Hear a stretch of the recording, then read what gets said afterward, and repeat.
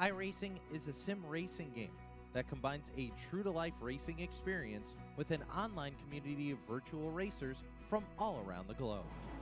iRacing offers a multitude of officially licensed cars and tracks, laser scanned with millimeter accuracy. Their car models and mechanical systems are based on real-world physics, engineered in cooperation with manufacturers and race teams. Their skill license system ranges from rookie to pro, ensuring members are always pitted against those with similar skill sets. Members are able to sign up for a weekly race series, compete in time trials, host a private race with friends, and participate in racing leagues created and run by the community. With over 170,000 members, iRacing works in partnership with renowned motorsports organizations like NASCAR to deliver virtual races based on the real-life NASCAR Cup Series, as well as many other series on the NASCAR ladder. iRacing also features team racing, providing a variety of options for members to create and manage their own teams, race with friends or real-world teammates in full-length endurance events like the 24 Hours of Daytona, Spa 24, or the Bathurst 12 Hour. Additional partners include IMSA, World of Outlaws, Supercars, and IndyCar, allowing members to race in their very own Indianapolis 500, Bathurst 1000, Chili Bowl, and many more iconic events. This is iRacing, delivering the most authentic racing experience short of getting into a real race car. Sign up today at iRacing.com.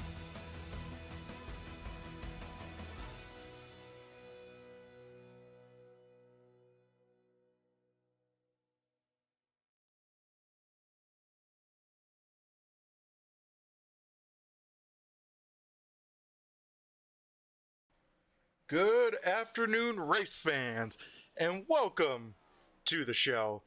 I am Brett the Jet here in the booth with the Turn 3 Racing Network, and tonight we got a good one here. We have race number 4 of the American Sim Racing Club Next Gen Series here at the Autoclub Speedway. The last 3 weeks we have seen 3 different drivers lock themselves into the playoffs. Can a 4th do it tonight, or will we have our first time race winner? Stay tuned through the 70 lap main event to figure out what the outcome is. But first we got to chat it up with some drivers. The drivers, of course, the top 3 from last week, that being Zach Heiser in 3rd, Dave Payton with the oh so close runner up, and Tim Rogers taking home the win. First we got Zach Heiser coming up in the booth here in a second. We'll get a word with our 3rd place driver from last week.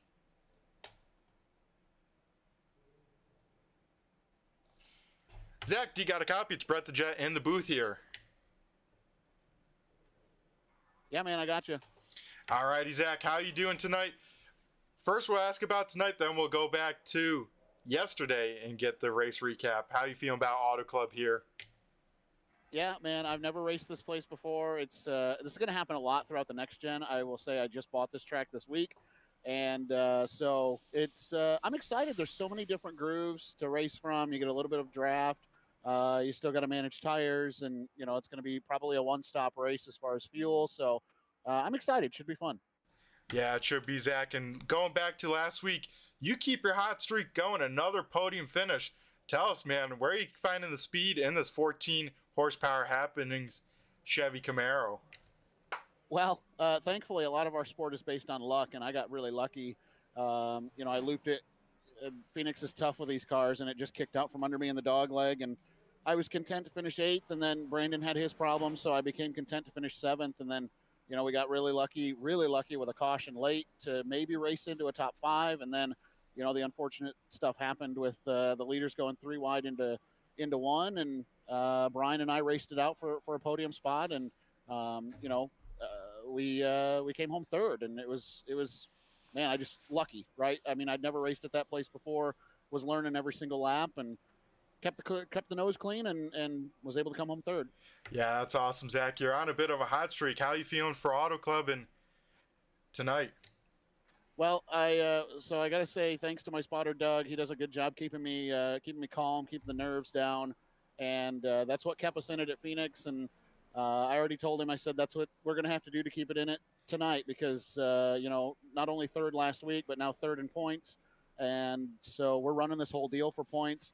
Obviously, winning you're in, but, we can point our way into the championship too and just continue to be consistent. And so I've never really been a points racer. I've always been try to go for the win and the points will come, and kind of trying to change that philosophy this season and be a little bit more consistent, try to be a little more conservative. I'm still going to race hard, but, just try to think big picture.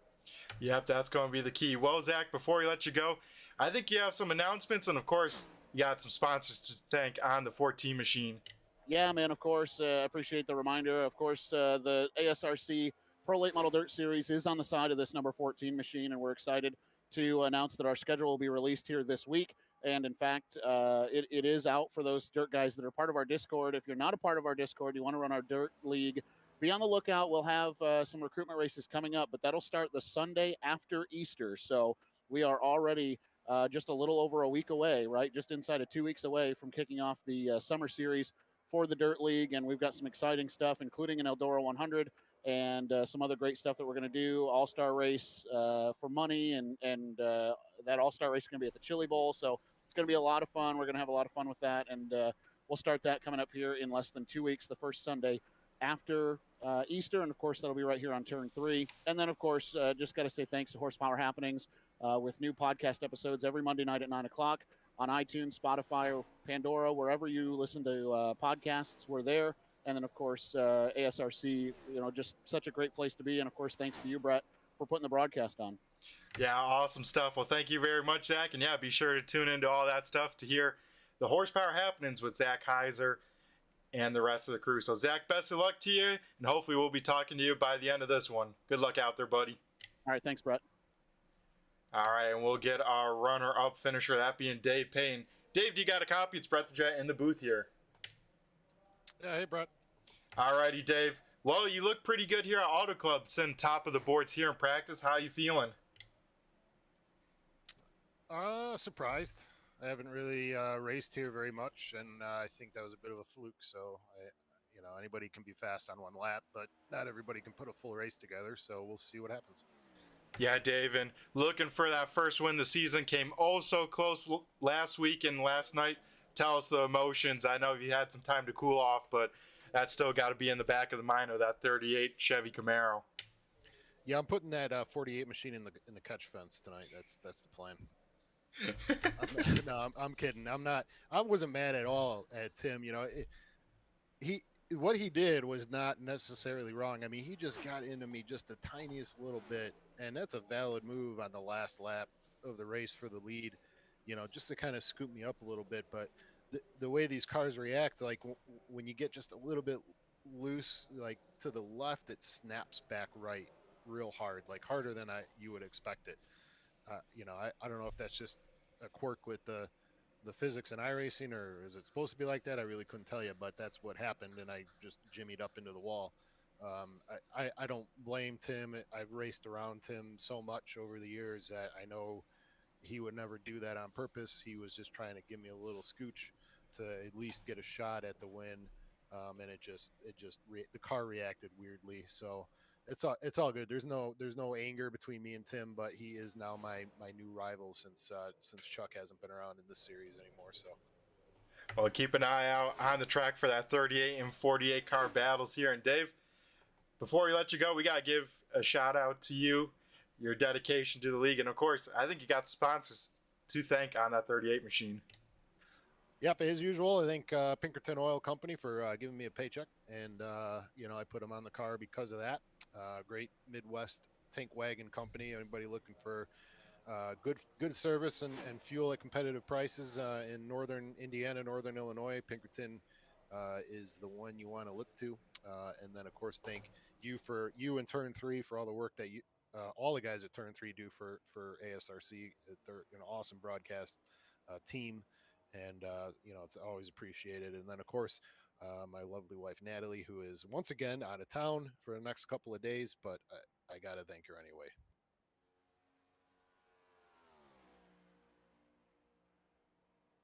Well, awesome stuff, Dave. Best of luck to you here tonight, and hopefully we'll catch you on the flip side. All right, thanks, Brett.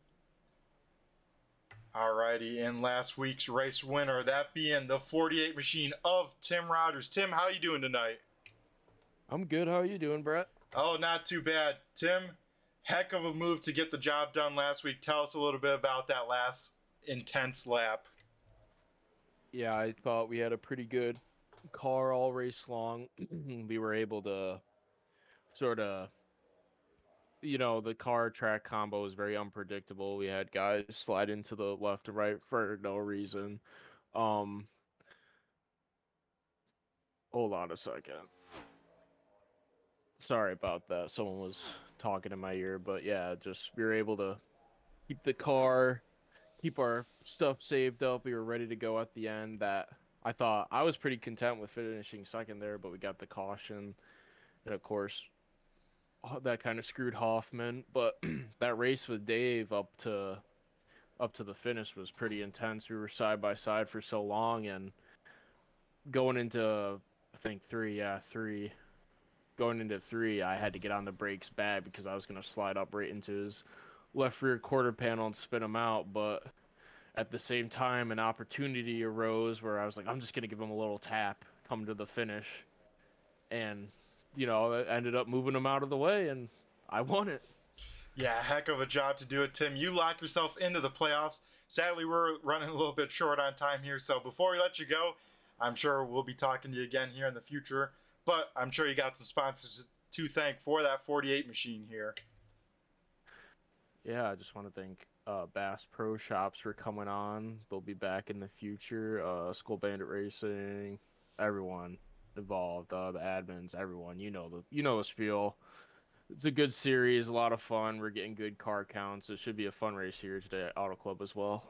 Yeah, I agree, Tim. So best of luck to you, and we'll catch you on the flip side. See ya.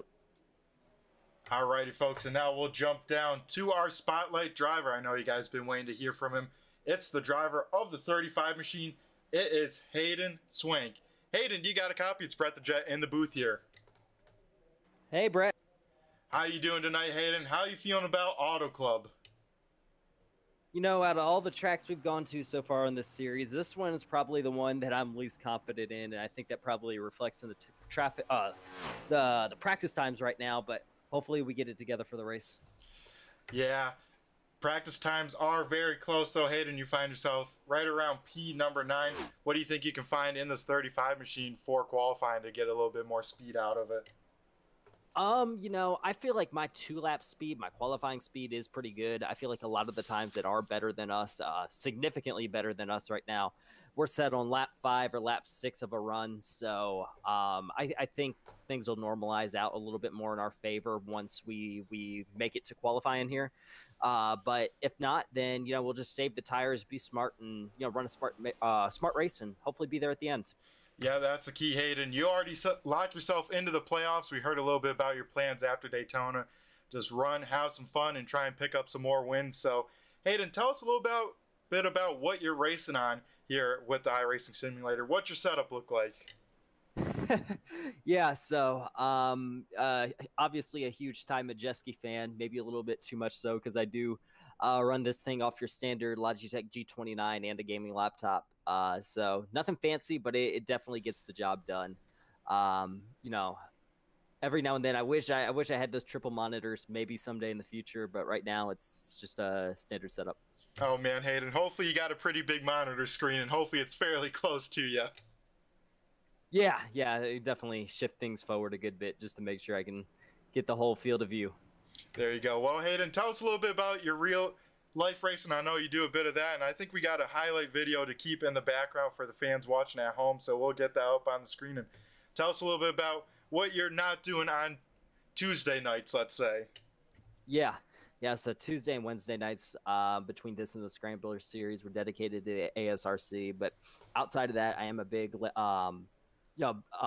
what eats up a lot of my time is late model stock car racing. Big fan of that, and I really enjoy doing it. I race with a group called Tech Racing out of Rougemont, North Carolina. Sometimes we're on the Cars Tour. Sometimes you can find us out at Orange County or Southern National, knocking down some laps. So, that's definitely the real life has always been my formal background, my original background. But racing here in the sim with the ASRC, and then running in other leagues like the Blake McCandless 87 League. That's always been a lot of fun, and it's something that really helps my real life racing ventures as well.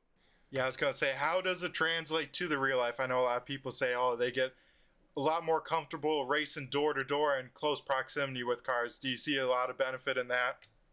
Yeah. I have my gripes with the new late model stock car on here, but just running hard and working on racecraft, that's always been something that the ASRC and the iRacing sim in general has always been super helpful at. I've learned a lot on how to run hard, run aggressive, run guys tight here, and I think it's carried over to the real life as well. Yeah, that it definitely does build up some skills, and let's say so. Hayden, what's kind of your biggest, let's say, iRacing accomplishment? You won any big races or anything like that? I know you have a few ASRC wins under your belt now. Yeah. On the official side of things, I just crossed 5,000 iRating a few days ago, so that was a big accomplishment for me, even if I did lose it about 10 minutes later.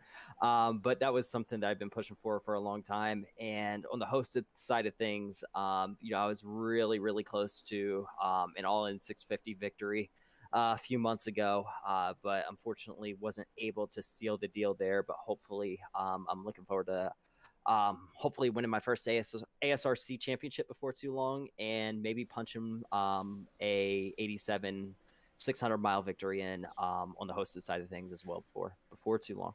That would be awesome, Hayden. Well, before we let you go, I noticed something interesting with your paint scheme. You got a little bit of red on the left side headlight. You want to tell the fans a little bit about that before we let you go and get ready for qualifying here? Yeah, I'm not sure. The red on the front left might be. Oh, okay, I wasn't sure if you did that on purpose or not. Yeah.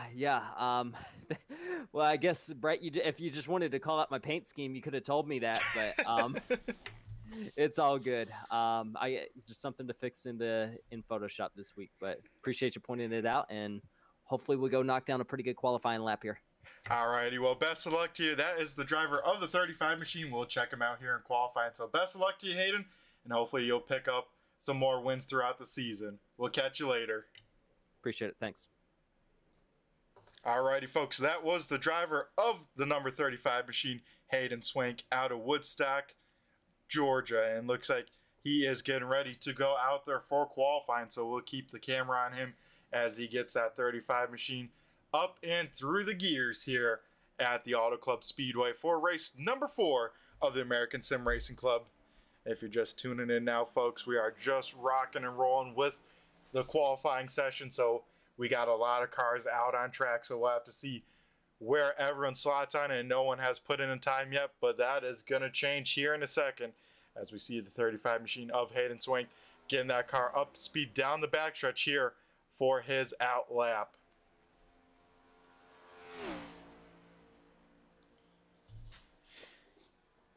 Hayden Swank off of turn number 4. He'll come to the start finish line and take his first time lap. So we'll see what the 35 machine can do as he will sail it down into turn number 1 right against the wall. Keep that momentum going here at the Autoclub Speedway. Like Zach Heiser mentioned a little bit in his interview coming into tonight, a lot of different lines to be tried, to be had by the end of this one. So it's going to be a good one, folks.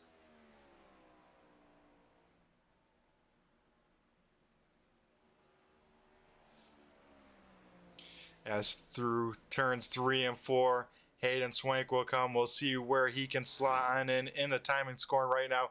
Tim Rogers at the top, knocked down just now by Nate Henry with a 40.58. Now Hayden Swank with a 40.50. So spotlight driver on the pole right now. We'll see if he can keep that as Tanner Talarico lays down an absolute flyer lap on lap number 1.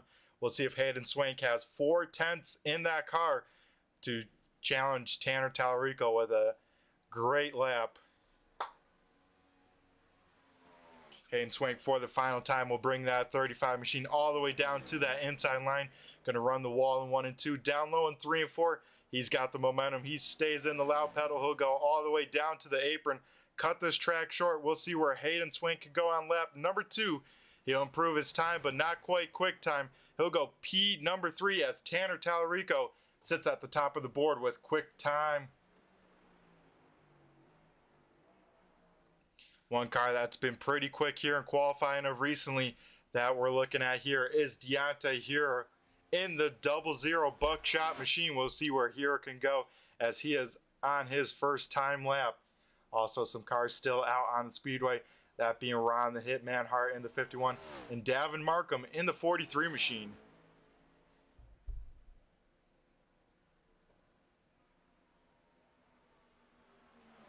Hero will go P number 16, so not the qualifying effort he wants, but Ron Hart will slide up to P number 8 as now we look at Davin Markham coming to cross the stripe for his first lap time in the GameStop number 43 Toyota Camry. Markham with no lap on lap number 1, and he'll get a piece of the wall here on lap number 2, so this will disallow that lap, so it looks like that will probably wrap up qualifying here on the speedway as we go back and look at the timing and scoring. It looks like Tanner Tallarico in the 1 machine will be our quick time award here at Autoclub. Nick Fleury will start second, Hayden Swank third, Brian Wilderson fourth, and Zach Heiser, another solid effort, will round out the top 5 in qualifying.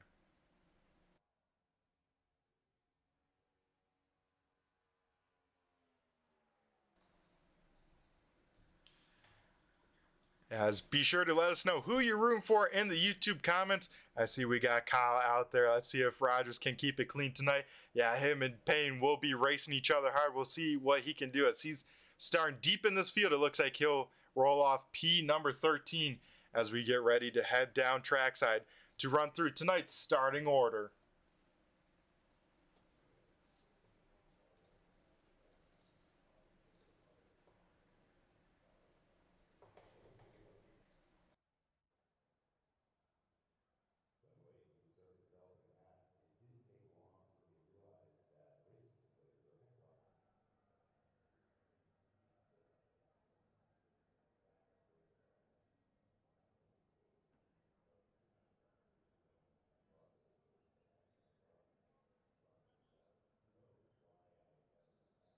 As we get ready now to jump down trackside, we'll start from the back and make our way through the front here for tonight's grid.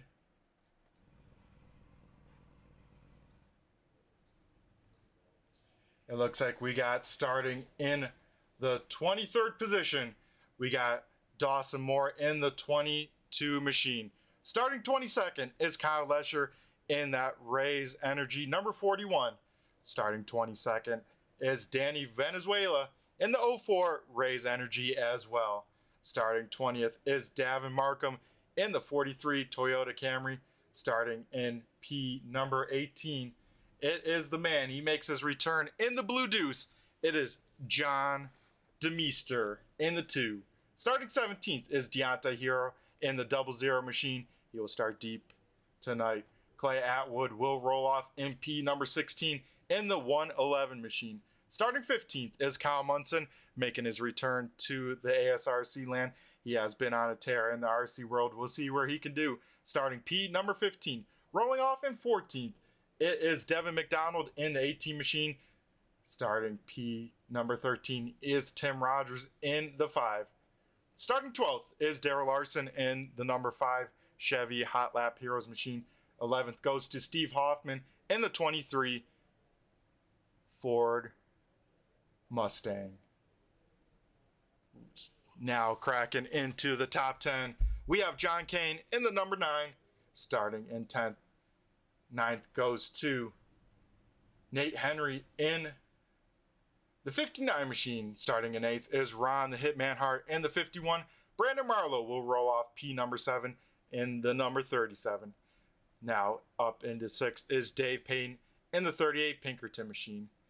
Now cracking into the top 5, we got P number 5 going to Zach Heiser in the 14 horsepower Happens machine. He's been on a hot streak. We'll see if he can continue that. Rolling off in P number 4 is Brian Wilderson in the 951. Now rolling off in the third position, we got Hayden Swank, our spotlight driver, in the 35 machine Chevy Camaro. Now we head to the front row. That 25 machine being piloted by Nick Fleury. And then we head to our pole sitter. It's the man, Tanner the Tank Tallarico, in the number 1 Sunoco machine. He'll be leading us to green, folks. And that will round out tonight's starting order for race number 4 here at the Auto Club Speedway. As we get the cars rocking and rolling, we'll get them up to speed here, and we'll be going green next time by, folks. So get the popcorn ready, get all settled in your seats, because we got an action-packed 70 laps here tonight at the Auto Club Speedway.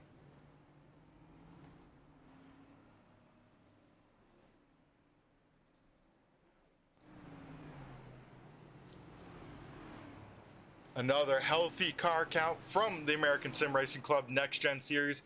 We have 21 cars taking the green flag here tonight, so every single one of our races so far having 20 plus cars. So if you're still looking to join a nice league and race with some competitive guys that have a lot of respect for each other, be sure to check out AmericanSimRacingClub.com, as you can find out more information how to join. We're always looking for new drivers, and if you come in late, you know, you still got a chance to maybe sneak into the playoffs, as we do have the win and year in playoff format here. As we got 21 of some of the best sim racers out here on the sim, ready to do battle, as we now wait for the iRacing pace car to make the hard left-hand turn down pit road. Tanner Tallarico will lead us to green on the inside line. Nick Fleury up top, as the fans are on their feet getting ready for this action-packed racing. We have Tanner Tallarico on the loud pedal. He goes through the gears. We are green flag racing here at the Auto Club Speedway. Nick Fleury away with a little bit of a slow start, already seeing cars jostling as we see the field dive down into turn number 1. Tanner Tallarico with about a car length lead as we see the field fan out 3 wide here early at the Auto Club Speedway. Down the backstretch, the field will come still 3 abreast for most of it, starting about in the 4th position. Looks like Brian Wilderson in the sucker hole, now back up to the top side. We'll see what Wilderson can do, as Hayden Swank almost gets a piece of Nick Fleury here early in this race. That opens up the door for Dave Payne down low. They'll once again go 3 wide off this corner, as you see the racing lines all being used up here already here at Auto Club. Lap number 1 is intense, and looks like it's not slowing down any from here, folks, as we still got a lot of great racing as Nick Fleury continues to stay on the top side here. Hayden Swank trying to make that middle work. Dave Payne sideways down low, able to save the car, but now loses the momentum. You'll see a train of cars go around the top side as Zach Heiser gets a piece of the wall. He keeps it straight, though, and that holds up Stephen Hoffman behind him, as Nate Henry now looks to the middle to try and make it maybe some 3 wide racing action. He'll slide in behind Brandon Marlowe. Looks like the top 2 single filing out. Now Brian Wilderson trying to get around Hayden Swank for that 3rd position. Dave Payne still in P number 5, and the rest of the field still jumbled up behind them. As we see one car ripping the lip, that is the 111 machine of Clay Atwood. He is carrying the momentum up on the top side and making it work. He is up 6 positions from where he started, so Atwood is a man on a mission here. He says it's go time from the start, and he's doing just that as we ride on board with him, seeing what kind of lines he is doing in this 111 machine.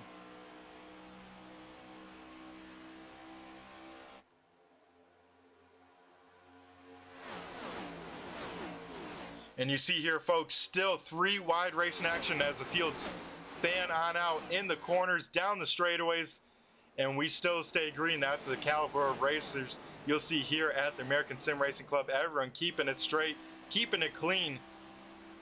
Some intense racing going on throughout this field here as we jump back on board with the 111 machine here.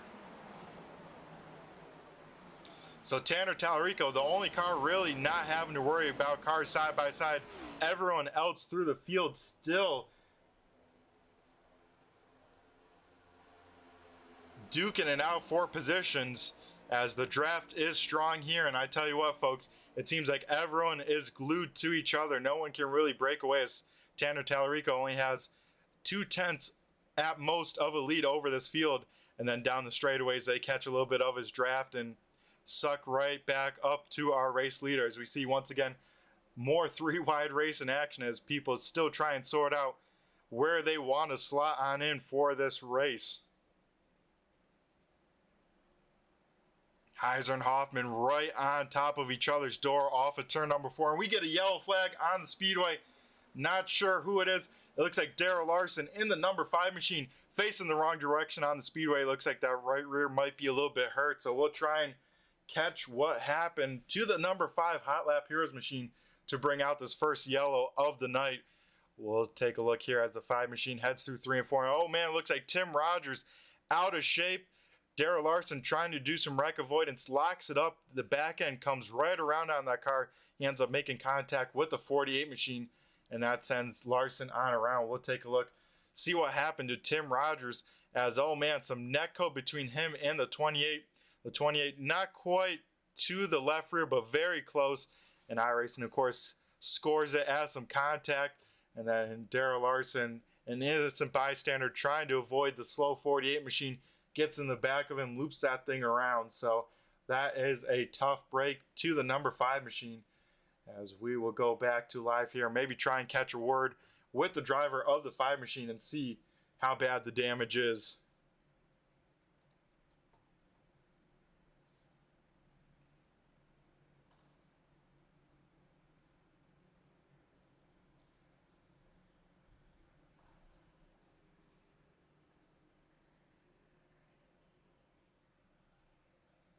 As it looks like the 5 machine might not be in here, so we might not get a word with him out here, as we got some takers down pit road. As we take a look now down pit road, we have about 3 or 4 cars maybe gambling on some strategy here, so we'll have to see how that works on out, as we are back under yellow flag for the first time here tonight for race number 4 at Auto Club here on lap number 7.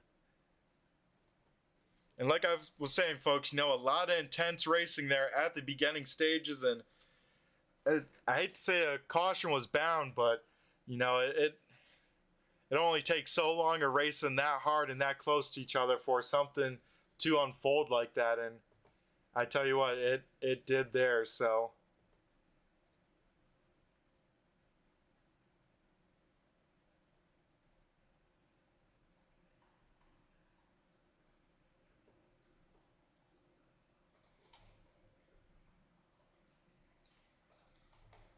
As we look around this field under yellow flag for the first time, it looks like only really the 5 machine of Darrell Larson having some damage still on pit road. Looks like able to get that car rolling again, so he should be back out there. The question is, how damaged is that race car? You know, is it going to really affect the speed or not? He's just got to hope he stays in the draft here, as we see how powerful it is, as we see guys taking the high side, low side, and getting some big runs down these straightaways. Here at the start finish line on lap number 8, we see the lights get extinguished on the iRacing pace car, so we'll be going green next time by, as we see the field re-rack and restack and get ready to go back green flag racing. The top 5 looking like the following: Tanner Tallarico once again leading us to green, has led all 8 laps so far in this race. Nick Fleury once again starting on the outside front row. Brian Wilderson will be 3rd, Dave Payne up to 4th, Hayden Swank down to 5th, and that rounds out the top 5 for this restart.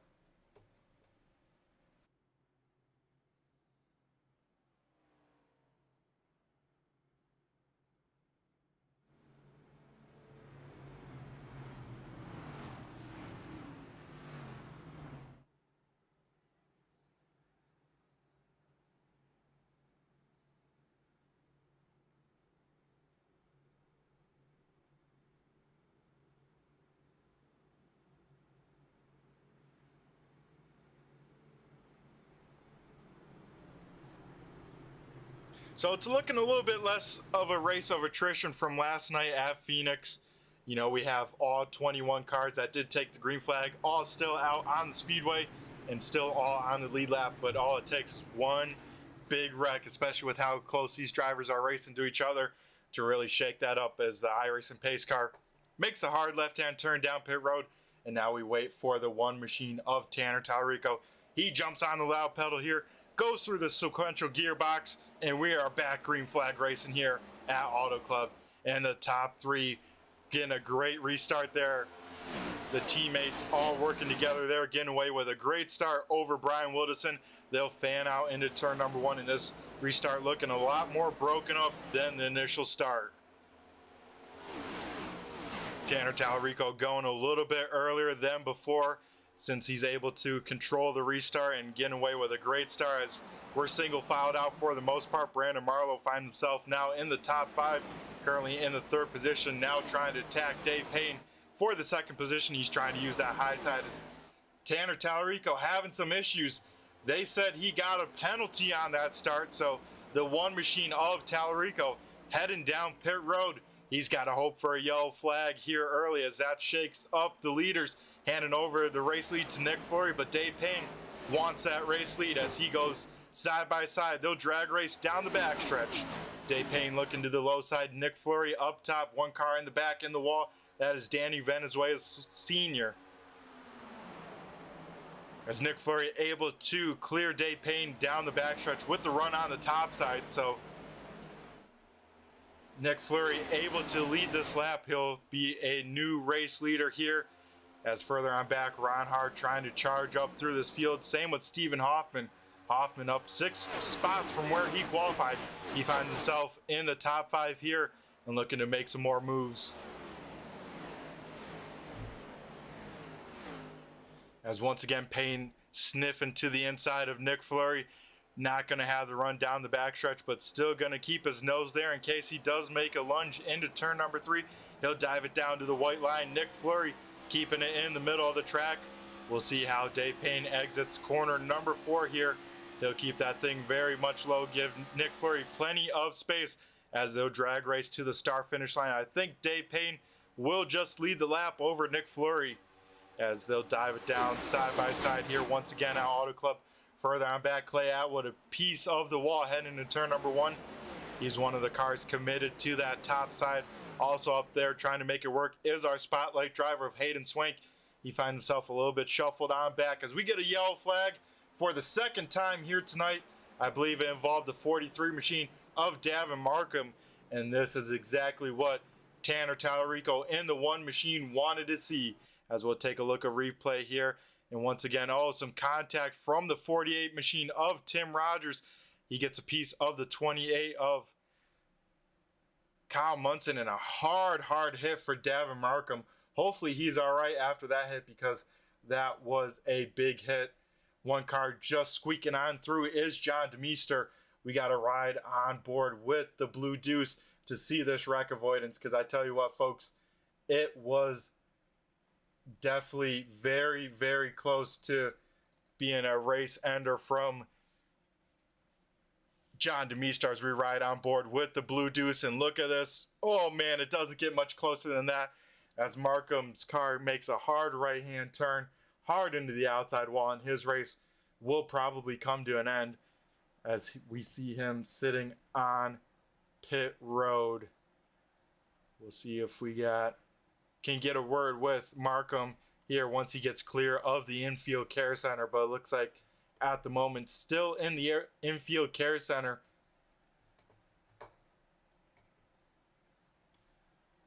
As we see the whole field coming down pit road to take some tires, so we'll keep a camera on this to take a look to see who wins the race off of pit road. Dave Payne in the 38 Pinkerton Chevy Camaro leading them down pit road. One car staying on out in the track. That is the number 5 machine of Darrell Larson. We'll have to see if he decides to stay on out the whole time or not. As we see cars entering their pit box, we'll see who wins the race off of pit road.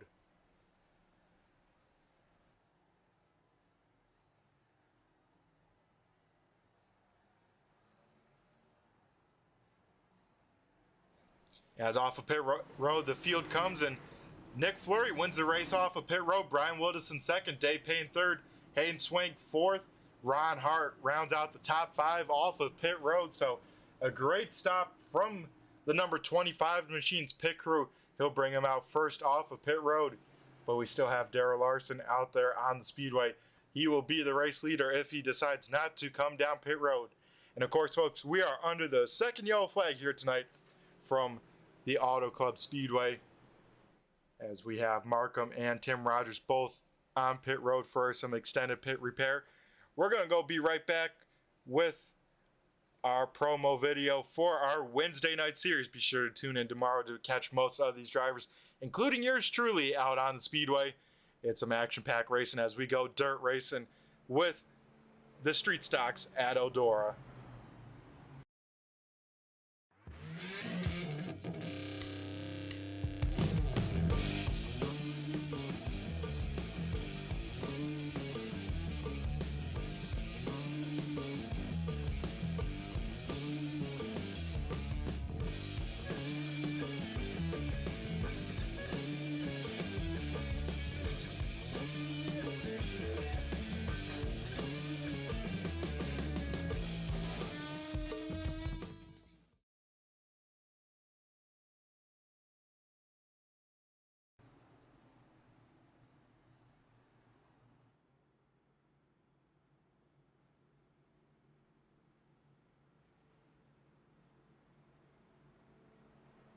As we come back to the Auto Club Speedway, Darrell Larson does elect to stay on out, so the 5 Hot Lap Hero Chevy Camaro will be leading us to green flag. Everyone else behind him, though, on fresh Goodyear tires, so we'll have to see if Larson is a sitting duck or not. I believe he did take tires on lap number 6, so about 7 lap older tires than the rest of the field. We'll have to see how that affects the handling of that number 5 machine. We'll find out here in less than half a lap as the field makes their way through number of turns 3 and 4. Antsy to get back green flag racing action. Had a little bit of a long run there first, but as old Darrell Waltrip says, cautions breed cautions as we get ready to go back green flag racing from caution number 2 of the night. The iRacing pace car heads down pit road, and the 5 machine of Darrell Larson keeping the field at bay a long time here on this start. He'll jump on the loud pedal here. A little bit of tire spin that will give the advantage to Nick Fleury on the top side. Nick Fleury able to clear Larson in a big way. Larson now might be in trouble as the field will look to swallow him up as they head into turn number 3. As we see 3 wide racing action all around him. Hayden Swank on the loud pedal around the top side of Ron Hart further up in front. 1 car sideways. That is Brian Wilderson down low. He's able to keep that car out of the inside wall somehow. Heck of a save from Brian Wilderson, but he will lose all of that track position. Now finds himself all the way in 19th position, so he goes from 5th all the way to P number 9 in a blink of an eye. The rest of the field off of turn number 4 down the front stretch. They'll come Nick Fleury leading the way over our spotlight driver here tonight of Hayden Swank. Swank now looking for the race lead, will enter on the back bumper of Nick Fleury. Put that car in the middle of the speedway, try and get that thing rotated and get on the loud pedal early, keeping out of the dirty air of the 25 machine as Clay Atwood once again gets a piece of that wall. He has been flirting with that thing all night long. He at least has 2 stripes on that blue number 111 machine, and we got to keep track of how many more, as he's already got it twice, but he is still committed to that top side here at Auto Club. The top 5 now single filed out. Fleury, Swank, Heiser, Payton, and Clay Atwood, but Atwood under fire from Ron Hart down low. They'll go side by side as Ron Hart dives it down to the white line into turn number 1. Atwood once again right against the wall. He likes it up there, and he's making it work here tonight. Further on back, Tanner Tallarico trying to make the moves on Stephen Hoffman. Looks like Hoffman this run trying to save his stuff a little bit. He's banking on a long run. We'll see what the 23 machine can do.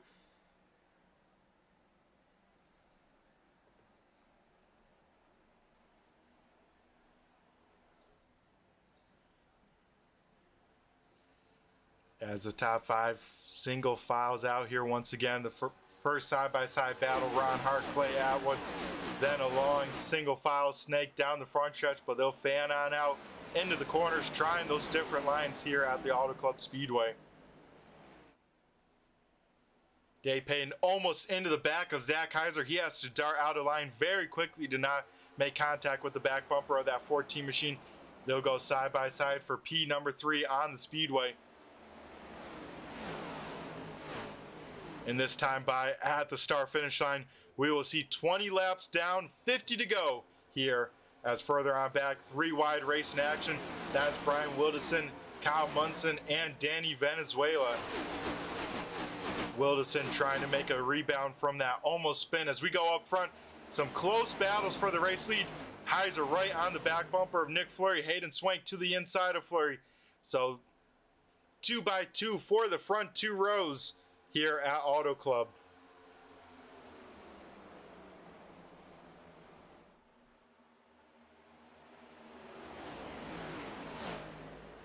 Nick Fleury will pilot that 25 machine all the way down to the inside line. Looks like Deontay Hero gets a piece of that wall off of turn number 4. But keeps his foot in it, keeps the momentum. He's in the draft of the 111 machine, as once again, you see both those cars going right against the wall to that top side. And here comes Atwood. He is making some ground up on that top side. Ron Hart, big time loose. Same with Tanner Tallarico. Both of those drives saving it. But now behind them trying to get swallowed up by the 9 machine of John Kane, trying to make a move on those drivers with a big moment off of turn number 2.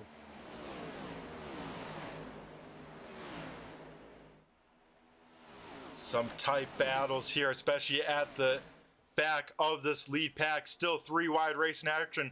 1 car stuck in the middle of it. That is the 59 machine of Nate Henry. Also there, John Kane, Brandon Marlowe, Tim Rogers, Devin McDonald, all in this battle as well.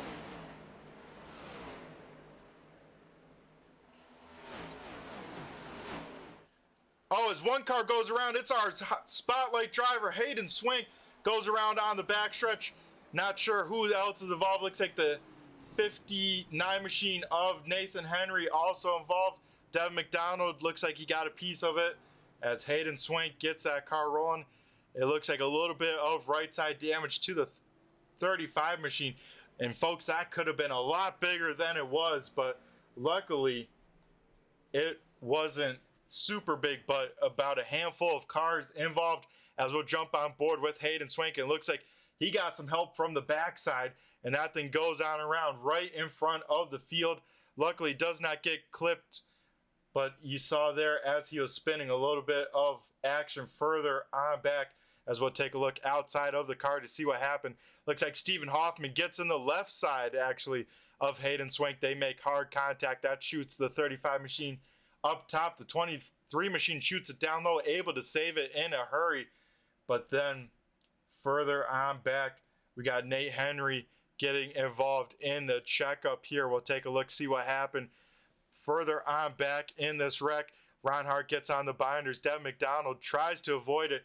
He will spin sideways and, of course, disappear for a second. So we'll try one more time at the replay here. Looking at the 48 machine, looks like Ron Hart gets on the binders. So does McDonald, and McDonald shoots just ever so slightly to the right and has cars to his top side. And Devin McDonald makes pretty significant contact to that outside retaining wall.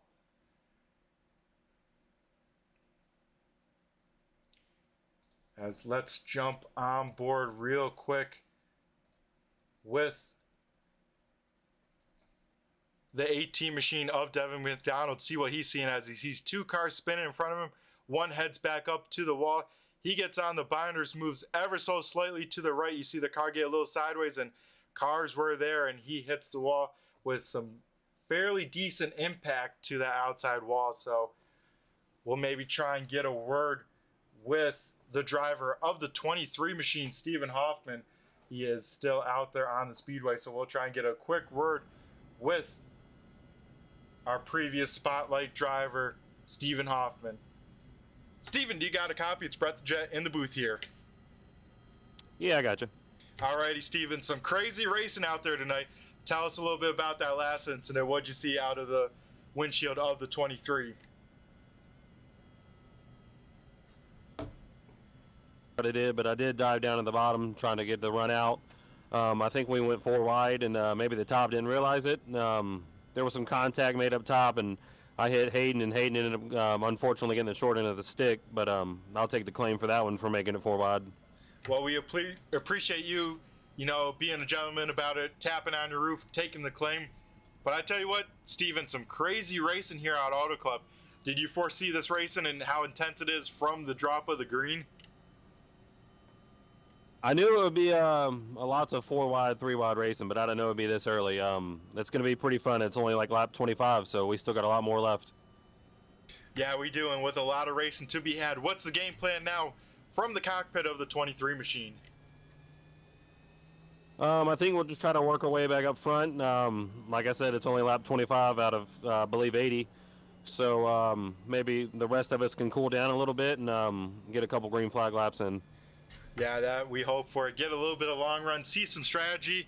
And well, Steven, hopefully your race turns on around. Before we let you go, anyone you want to give a shout out to in the YouTube broadcast land? Anyone out there that's watching the 23 car, thanks for watching what we do. Alrighty, awesome stuff. Well, best of luck to you, Steven. And hopefully we'll see that 23 machine back out towards the front. Alrighty, folks, that was the 23 machine of Steven Hoffman there, getting dialed on in as we are getting ready to go back to green flag racing action here at the Auto Club Speedway. Nick Fleury leading the way over Zach Heiser. They were battling for the race lead when that yellow came on out, but now we get ready to go back green flag racing action as the lights are extinguished on top of the iRacing pace car as the field heads through 3 and 4. We'll wait for it to dive down pit road, and Nick Fleury in the 25, Jay Woolworth and CPM Incorporated machine will be leading us to green. As Fleury jumps on the loud pedal here, we go back to green flag racing action here at Auto Club. Zach Heiser gets a pretty good start from that outside lane, able to stay to the right rear of Nick Fleury, but now we'll get the momentum as we see the field, of course, once again, fan on out here in turns 1 and 2. One car up towards the front. He's making a charge towards the front. That is the Blue Deuce of John DeMeester out there in the 8th position. Up front, Zach Heiser trying to make that outside line work. He's trying to sniff this race lead. He's got a big run, but just kisses the outside wall off of turn number 4. He'll slot back in, get the draft from our race leader, as he has his teammate now behind him in Ron Hart. Both these guys did very well at our last 2-mile track of Chicagoland. Those two finishing 1-2 and trying to repeat it tonight as Zach Heiser trying to clear Nick Fleury. Nick Fleury will cross him on over. So drag race down the backstretch as Nick Fleury with a big run down low. Zach Heiser's going to try and keep that momentum on the top side, stay to that right rear, but not quite as Nick Fleury sails that car down low, drives it in there deep to make sure he clears Zach Heiser. And Heiser once again into the outside wall. He's trying to use up every inch of this racetrack to try and get around this race leader here. Last lap for the top 4 best laps of the race. So these drivers pushing very hard in the top 4. They're trying to say, hey, we want some clean air. We want to be leading this race.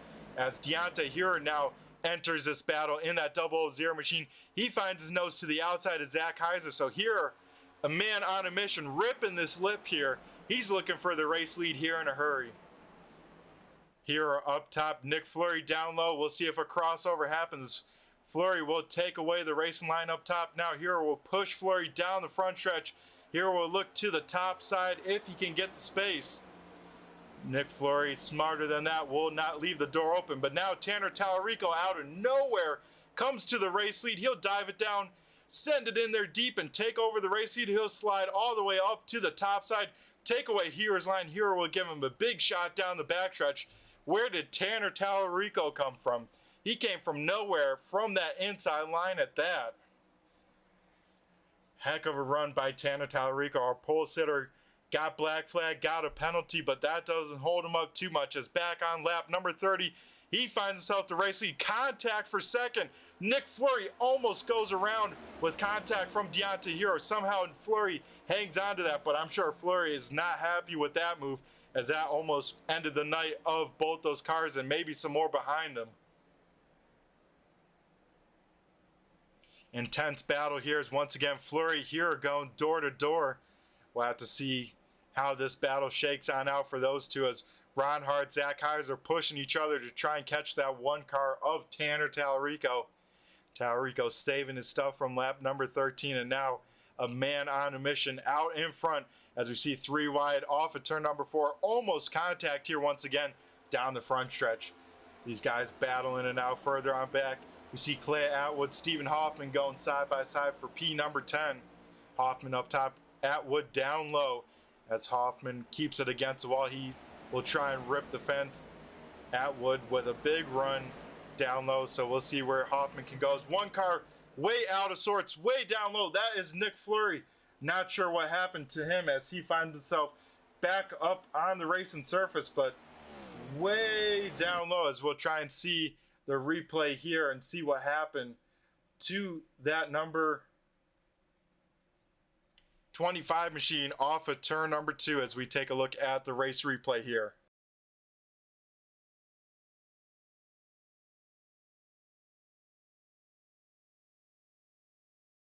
As it looks like maybe just some 3 wide racing gone bad off of turn number 2.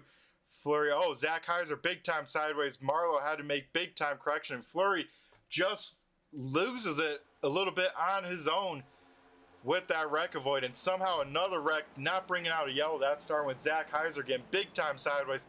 Now Heiser falling like a rock in the standings. That right rear definitely hot underneath the right rear of that number 14 horsepower Happens machine, as once again he gets a piece of the wall. So him and Atwood trying to repaint this outside wall here at Auto Club Speedway tonight. It's going to see a lot of black and blue marks here when the race is done.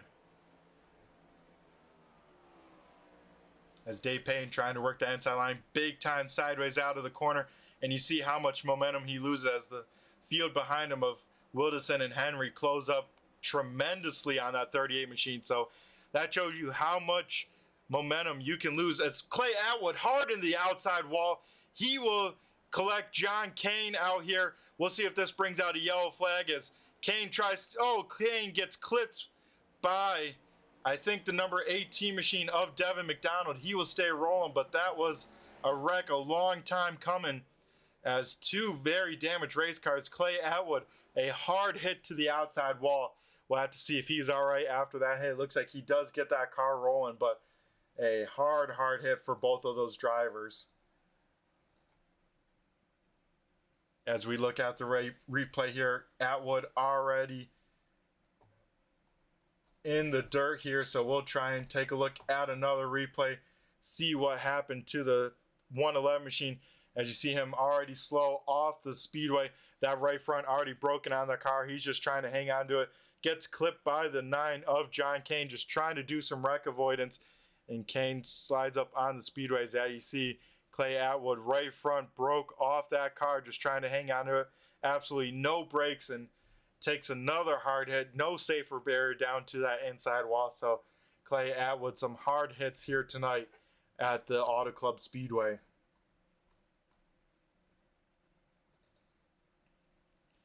We'll try and go a little bit further on back, see if we can catch what happened to the 111 machine. Looks like, I don't know if he got on the apron or something broke on that car, but he went drastically to the right, snapped hard to the right, hit the wall with a ton of force in the middle of the corner, and we saw the rest of the wreck happen out there. So a tough break to the 111 machine of Clay Atwood, as it looks like we do not have him in here in the chat. Looks like he's still in the infield care center, so we'll have to wait to get a word with him. We'll see if we can get anything from him, but some crazy racing. Maybe we'll go up a little bit further and take a listen with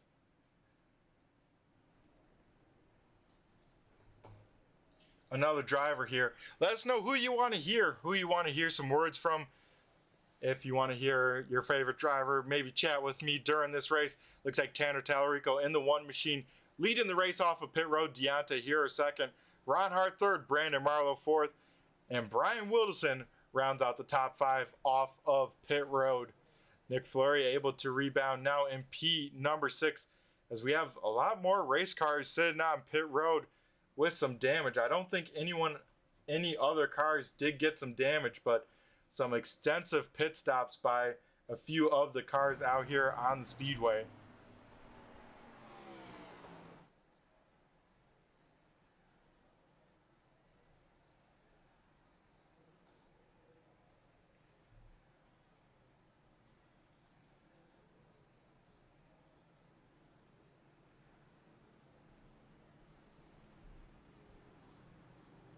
As we are under caution flag for the 4th time tonight.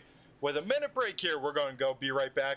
We're going to go throw it to commercial, and we'll be back on the other side for the restart for the 4th time here tonight. Don't go anywhere, folks.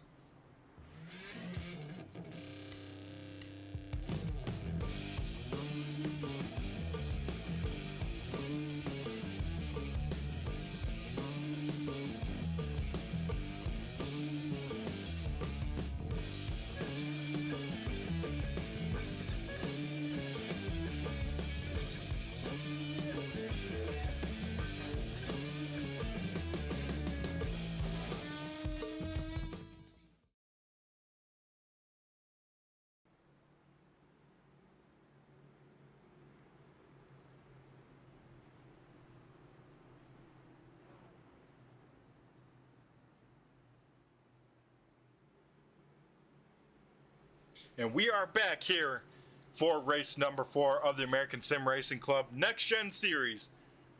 We are getting ready for our 4th restart of the night. Once again, Tanner Tallarico in the number 1 Sunoco machine, leading us to green here on lap number 36. The iRacing pace car making the hard left-hand turn down pit road, and we'll see if Tanner Tallarico can restart the right way here. That race control likes, as he will get ready to launch here, go through the sequential gearbox, and we are back green flag racing here at the Auto Club Speedway. Tallarico away with a pretty good start. He gets the front row all to himself. Further on back, we see side-by-side racing as the field dives it down into turn number 1. Marlowe looking to the middle here. Marlowe had to check up big time to not get in the back of Wilderson or Hearer, as now almost contact for second as Brian Wilderson enters right on the left rear quarter panel of Ron Hart. Wilderson has to check on up in the corner. That opens up the lane for the cars on the top side, and they'll drive on by him like he's standing still. And here with the pack all jumbled up, let's do some turn 3, turn it up. I'm going to go take a break and give you some sounds of the cars here at Auto Club Speedway.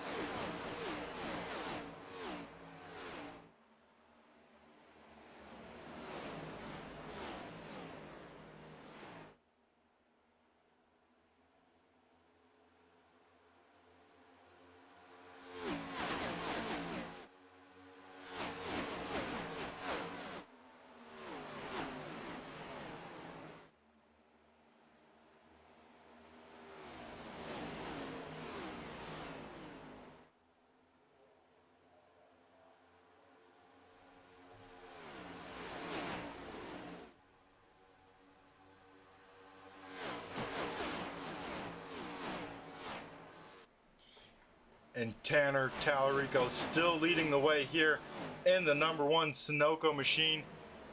He leads the way over now Ron Hart, Deontay Hero in second, and then further on back, they go side-by-side racing for 4th. Dave and Peyton looking to the inside of Brian Wilderson. Peyton will try and drive it down to that white line. Brian Wilderson right there in the middle of the speedway. Only car still ripping the top side is Deontay Hero in the Buckshot 00 machine.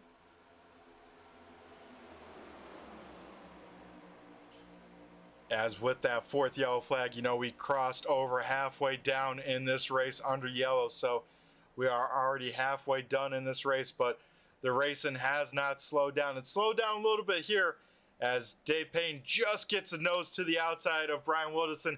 It doesn't get much closer than that. As we'll jump on board with Payne as we see Wilderson entering right there on his left rear.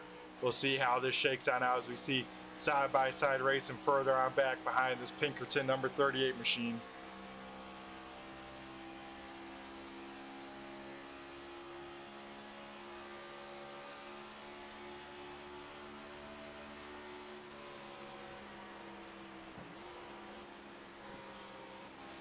That's interesting. We heard Dave Payne there try and shift. I don't know if that helped or hurt him as Zach Heiser able to get on around him, and one car very far down low. That's the 23 machine of,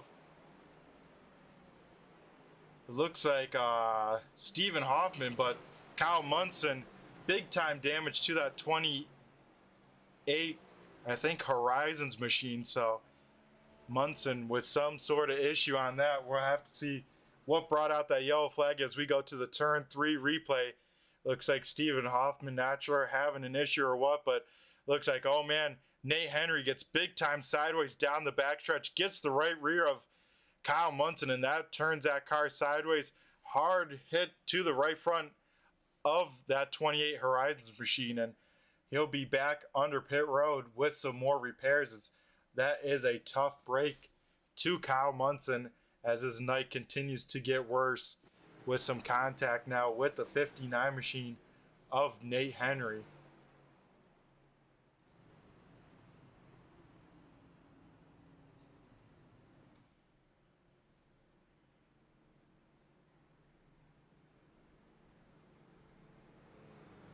I believe we do have Nate Henry out here, so we might try and get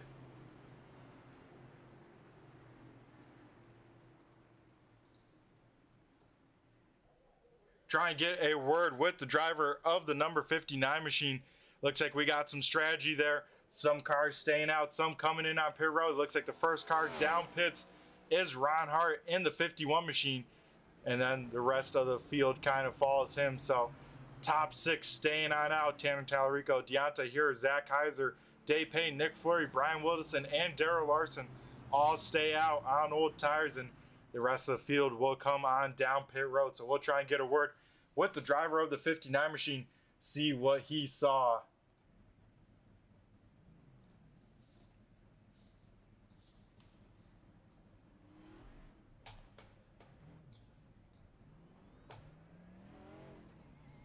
Nate, you got a copy? It's Brett the Jet here in the booth. Hey Brett, how you doing? Oh, not too bad. How about yourself? It's been another eventful night. Oh yeah, the racing has been intense since the drop of the green flag. I mean, what have you been seeing out the windshield of that 59 machine? It's wild. I mean, I've been kind of pacing at the middle of the pack, kind of just biding my time a little bit, waiting for go time. And I mean, I see these guys up ahead 4 or 5 wide going into the corners. It's wild.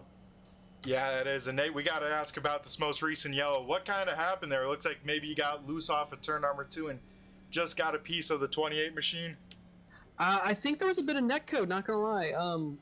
I was a little loose, but I was just driving through it, just kind of hanging the right rear out, kind of what I've been doing all night.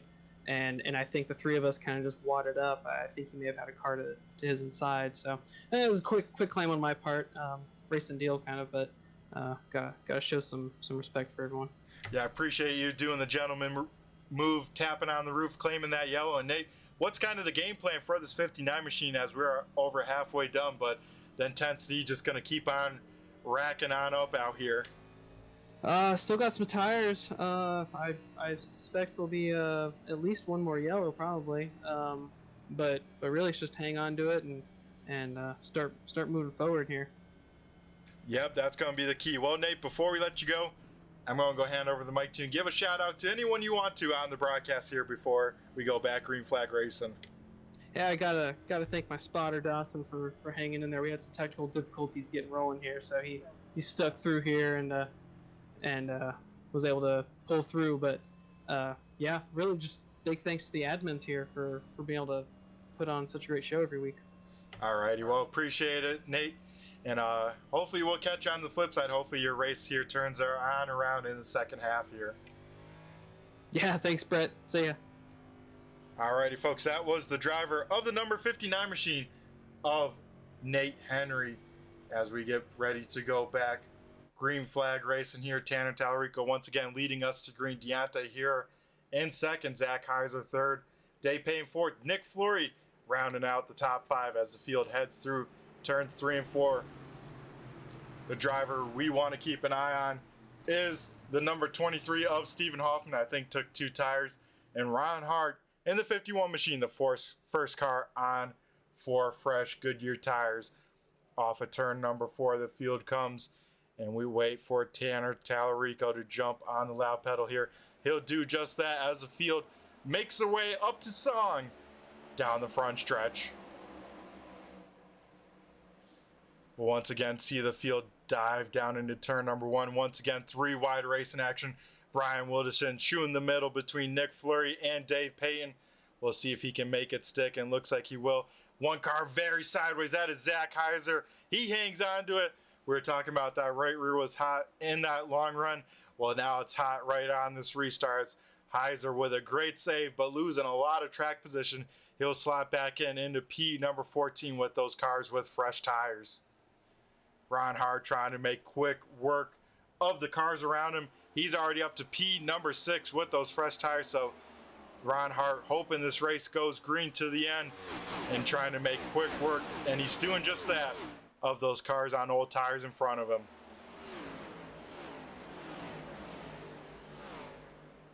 Out front, Tanner Tallarico, then the battle for second. Deontay Hura under pressure from Dave Payne. They single file out, but further on back, the first side-by-side battle. They got the 28 machine patch on up. Kyle Munson back in the top 10 here, trying to race with Zach Heiser in the 14 machine.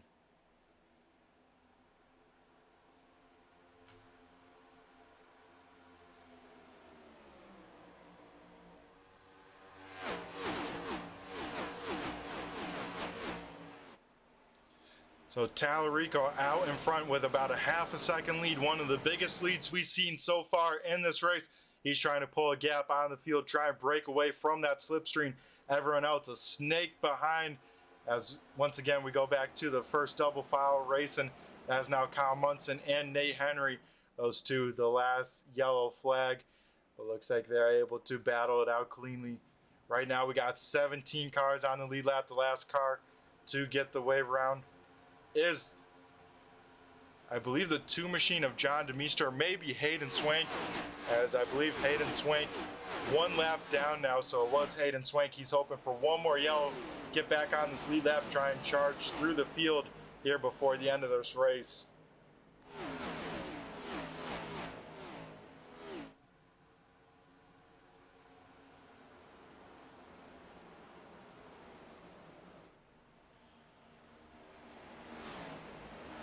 As cars stringing on out here after this split strategy pit stop, so everyone trying to see if their strategy works the best. As contact between the 5 and the 51. The 51 goes around on the front stretch. A lot of cars with some big wreck avoidance, some more cars in the wall. Hayden Swank, 28 of Kyle Munson, and I think another car that got a piece of the wall might have been the 2 of John DeMeester, as that turned into a very, very massive wreck there in a hurry. We got to take a look here at the start finish line to see how this all started. I think it was first contact between the 51 and Daryl Larson. Looks like maybe some net code. Those cars not finding their way off of each other. Zach Heiser just gets a piece of it. Then with Ron Hart kind of sitting against the wall, some more cars piling up a lot later. I believe Kyle Munson also a big time hit, as we'll look at his replay here to see what might have happened is he gets the back of Nate Henry as he checks up for this wreck. Him and Zach Heiser spinning through the grass trying to keep their car straight. Oh, and Zach Heiser gets a piece of the pit wall. He'll come up into the racing surface, collect Darrell Larson, and that is some big-time hits for those drivers. And then John DeMeester tries some wreck avoidance and gets a piece of the 28 machine. So some big hits late in that wreck. As we take a look here, yeah, it looks like Darrell Larson, Ron Hart going for the same real estate. Both of them going for that 1 car length, 2 car lengths off the wall. They meet in the middle. And then Zach Heiser trying to keep his foot in it, keep it off, drive it through the grass, but absolutely no control in there. Stephen Hoffman with some great wreck avoidance, but then innocent bystander John DeMeester trying to lock it up, keep it out of harm's way.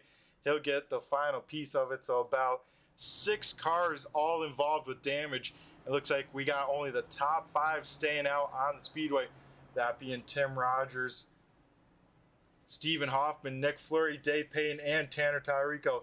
The rest of the field in for tires and damage repair, as that involved a lot of race cars.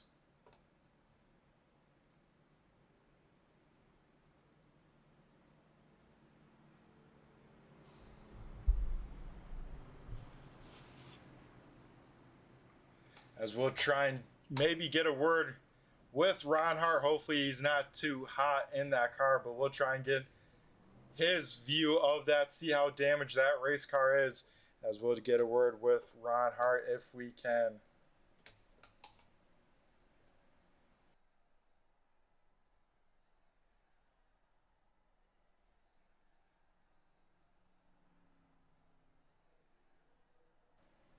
Alrighty, we got Ron Hart. Ron, how damaged is that race car here? Oh, Brett, I think we'll be all right. Unfortunate here, had a fueling mishap on the caution before and didn't get it full, and then had to pit again there and got back into traffic and got involved in that accident. But I think we got all the damage fixed. We'll find out here in a lap or two, but these things are pretty tough. Might be all right.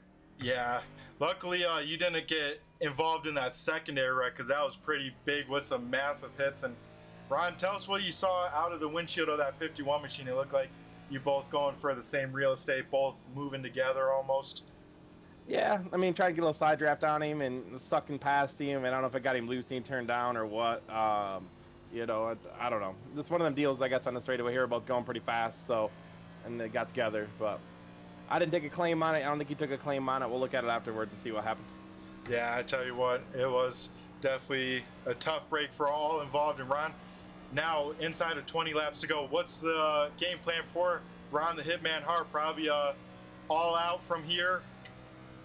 Yeah, gonna have to. You know, they haven't really went that hard yet. Tried to save, but no more saving from here on out. It's just go as fast as you can and try to get back through there. So it doesn't look like there's too many left in the lead lap, so that'll help us. But it's gonna be tough to get back up there to Tanner and those guys. Alrighty, Ron. Well, luckily you already locked yourself into the playoffs, so best of luck here tonight. Hopefully you rebound, but luckily not worried about the points too much. So Ron, best of luck to this last little bit of this race to you. Hey, thanks, Brett. Alrighty, folks, that is the driver of the 51 machine involved in our most recent yellow. Ron Hart. Looks like a few drivers clear from the infield care center, that being Zach Heiser and Darrell Larson, but both of them out of this race. As Tanner Tallarico leading us back to the green flag here. Dave Payne second, Nick Fleury third, Stephen Hoffman back up in the top 5 and 4th, and Tim Rogers rounding out the top 5. We haven't heard his name up here near the front as the iRacing pace car heads down pit road. And once again, we go back, green flag racing action here at Autoclub. The top 4 getting away with a great start here. A lot of teammates working together on that countdown, and it is shown for it. They're all now in the top 4. Tim Rogers trying to steal that position away from Stephen Hoffman as they're once again fan out into turn number 1. Deontay here right on the left rear of Hoffman through 1 and 2. Hoffman now big run down the backstretch and contact to the outside of Nick Fleury. Hoffman somehow saves that race car, but made some big time contact with the outside wall from the 25 machine. So it looked like Once again, drivers racing for the same real estate, as that has been the name of the game all night long, it has seemed like. Up front, Dave Payne challenging Tanner Tallarico for the race lead. We'll look up at the battle for the lead here in the closing stages. Dave Payne trying to rip this top side now. He knows it's go time. He's not saving too much tires left. The question is, how much has Tanner saved? He checked out in front, pushing a little bit. He used up some stuff. The question is, how much does he have left? And the rest of these guys, as they pitted last on lap 34, Deontay Hero, the first one on fresh tires from lap 51.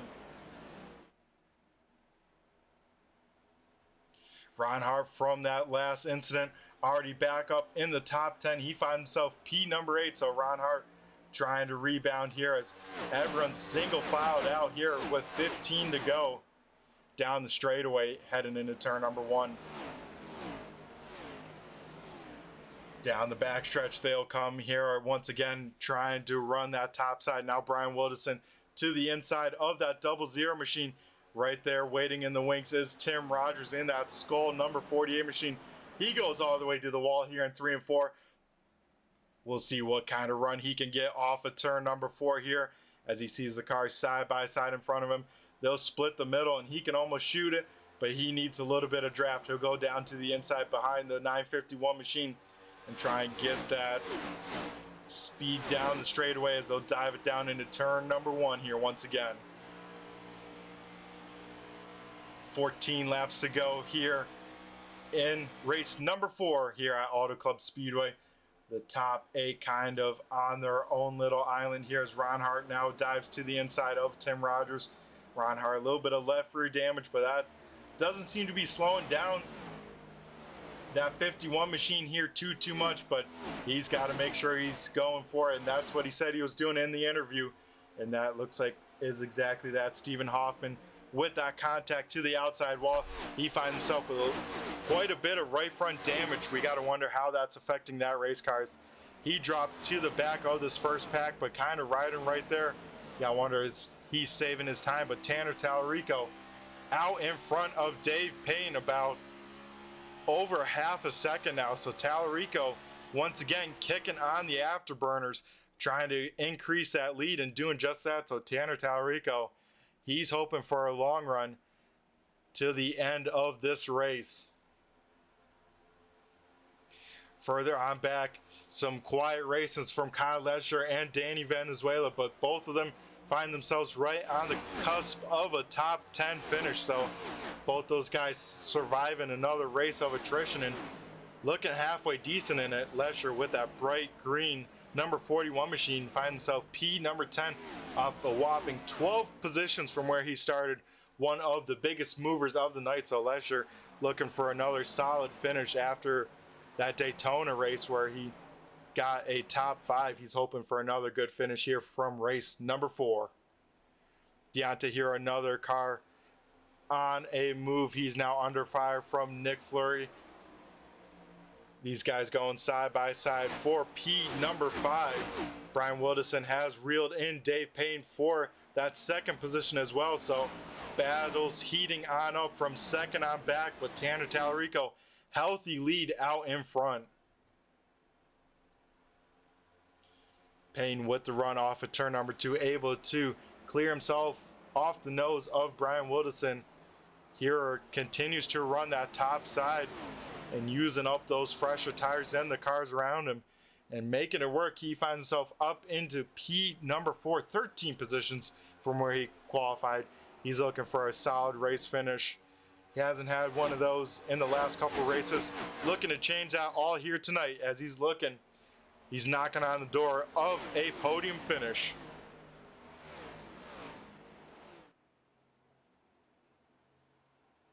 The field makes their way down the backstretch, but at the flag stand we saw 2 open palms from the flag man. 10 laps to go, 20 miles left here at the Auto Club Speedway. Once again, Payne and Wilderson duking it on out for P number 2. Wilderson all over the back bumper of Dave Payne. will jump on board with Dave Payne, looking back at that 951 machine, entering right on the back bumper, almost contact into turn number 1.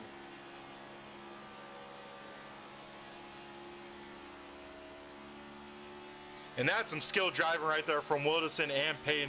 I mean, it doesn't get much closer than that on corner exit. I mean, Wilderson right there on the left rear quarter panel, trying to use up all the racing ground he can to try and get around this 38 Pinkerton machine, because he has Hero right there in his rearview mirror, gaining some ground on the top side of the speedway.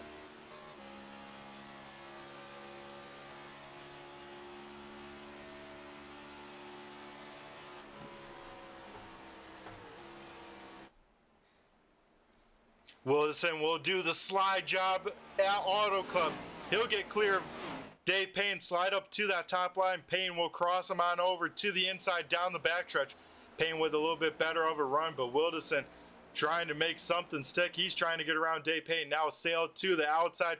He'll drive it in there deep to the right rear quarter panel of Dave Payne.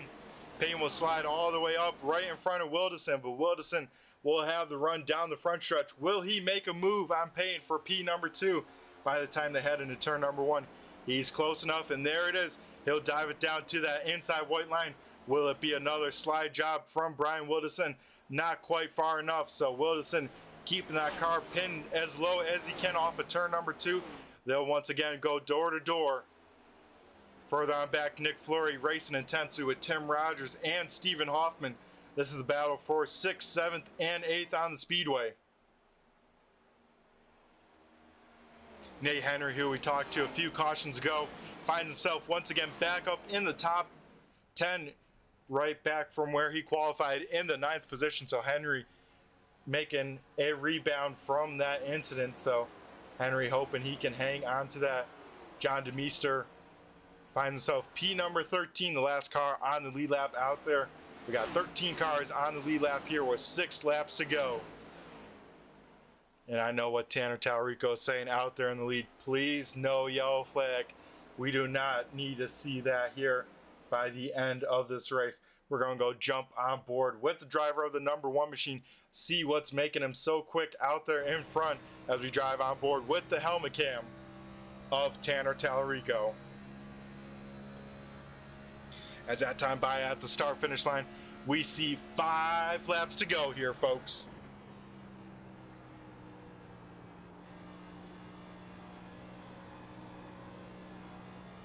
As, oh man, that was kind of scary, folks. We had one car kind of slow on the apron there. That was the 5 machine of Darrell Larson.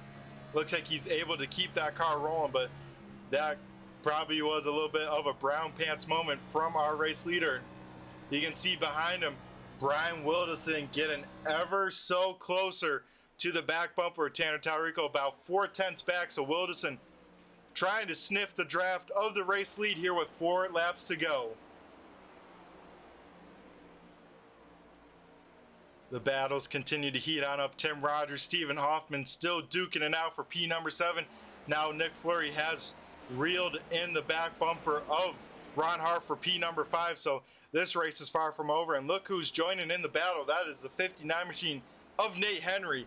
He's looking to close in the gap and add his name in the hat of the battle for P number 6. Further on here, losing that right front of that 00 machine, falls in the clutches of Ron Hart. Now Nick Fleury up there as well to challenge him for P number 4. As those cars will enter in turn number 1, all under a blanket. Here we'll go up, run the middle, high line. Ron Hart all the way down low hill, slide on up. Here we'll get a piece of the wall as we have one car coming back on the racing surface. That is Zach Heiser, just trying to get some extra spots before the end of this race. Up front, Brian Wilderson has closed in this gap to 0.2 of a second. And this time by at the flag stand, we'll see popsicle sticks up in the air. 2 laps to go here from the Auto Club Speedway. This battle is far from over. Wilderson within a tenth now will sail it in right against the wall. He'll put that thing against the lip. He'll ride the cushion into turn number 1. He'll try and make it stick. Lose a little bit of time. I think he had to wait to get on the gas. He entered right against the wall, did not get in the wall. I think he had to lift a little bit as he's going to get one more chance to get to the bumper of Tanner Tallarico. As this time by for the field, we'll see the white flag off of turn number 4. Final lap here. Tanner Tallarico's got to defend like he wants it. He's trying to add his name to the 4th different winner.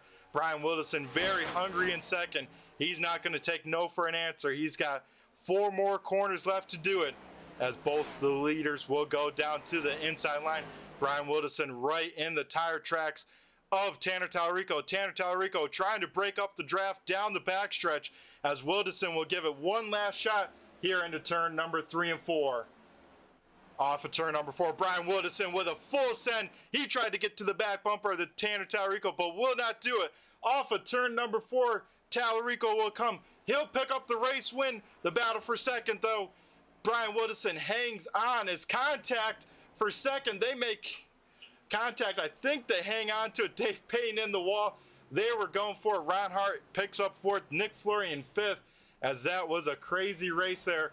Brian Wilderson drove his tail off to try and get to our race winner, but Tanner Tallarico comes home with the victory and picks up the win. He'll lock himself into the playoffs and become the 4th different winner this season. Wow, another great finish. I tell you what, this season has not disappointed in the finishes department. All of these have been nail biters coming down to the end. And I tell you what, this one is no different. 4 races, 4 great finishes. A lot of yellows here tonight again. We'll have to see if that changes here anytime in the future.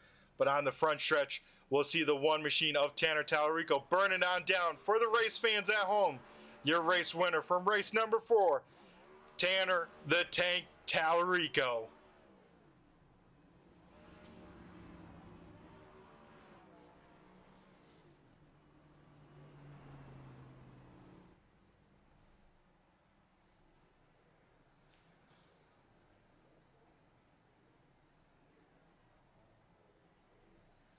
He'll stop it at the start finish line here, folks, and we'll be right back after our commercial break with a word from our top 3. Don't go anywhere, folks, because that was another awesome race.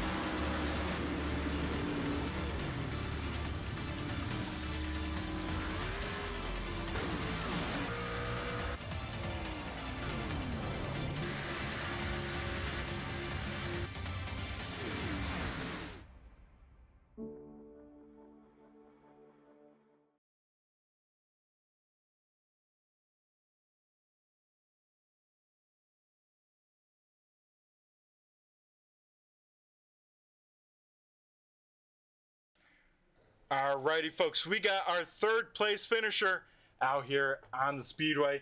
That is Dave Payton picking up P number 3, almost a 2nd place finish. We'll get a word with the driver now. Dave, how you doing? It's Brett the Jet in the booth here. Hey, Brett, I got you.